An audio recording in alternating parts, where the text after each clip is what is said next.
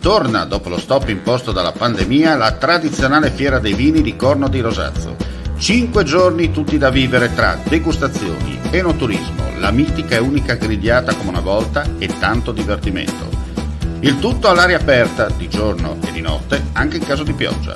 Se sei un vero adoratore di Dio Bacco, a Corno devi andare perché chi beve solo acqua ha un segreto da nascondere. Fiera dei vini a Corno di Rosazzo, ingresso libero.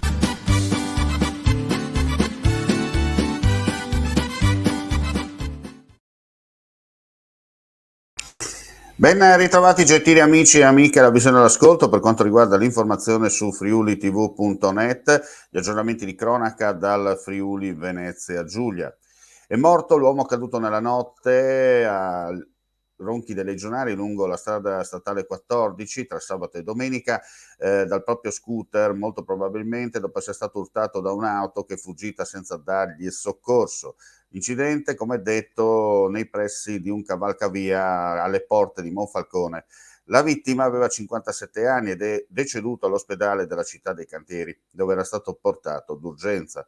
Quando sono giunti i soccorsi era in arresto cardiaco, è stato rianimato sul posto e trasferito all'ospedale con l'elicottero del soccorso notturno. Le indagini sono condotte dai carabinieri. Adesso andiamo a Trieste.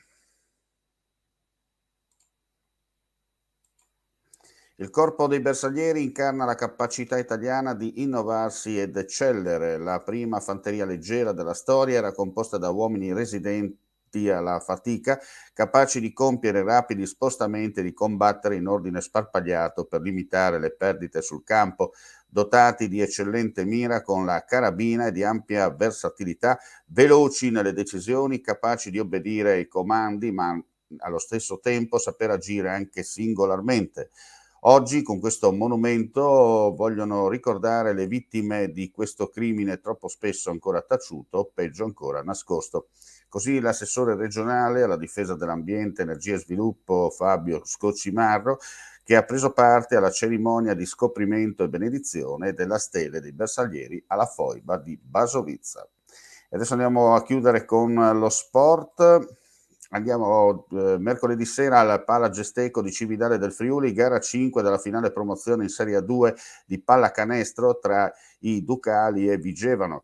Sembrava tutto finito dopo che i Lombardi si erano portati sul 2-1 nella serie. Ieri sera invece la Gesteco ha ribaltato tutto, 70-56 risultato finale, riportando il match in parità e disputando così il match point decisivo tra le mura amiche. Comunque vada, chi vincerà detto mercoledì salirà in seconda divisione nazionale. Cividale al vantaggio psicologico di giocare in casa, morale alle stelle dopo la partita di ieri, visto il punteggio, e soprattutto il prospetto di un derby la prossima stagione contro Udine.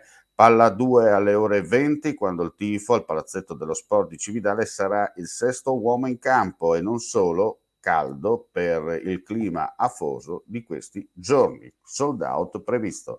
E con questa notizia chiudiamo qui questa edizione flash del mattino. Ulteriori news come sempre sul nostro sito friulitv.net. Vi ringraziamo come sempre per la visione e l'ascolto e non resta che augurare a tutti voi un buon proseguimento di giornata. Vuoi assaggiare una birra dove al suo interno scopri la specialità tipica friulana? Lumi Beer, il prodotto ricavato in 20 ettari di terreno coltivato orzodistico, biodiversità, performance ambientale. Lumi Beer nelle sue 5 versioni disponibili, 4 per consumo veloce e dissetante e la versione Magnum per intenditori. Lumi Beer si abbina a qualsiasi palato. Lumi Beer è un prodotto esclusivo Azienda Agricola Pancera, il buon seme, i buoni frutti.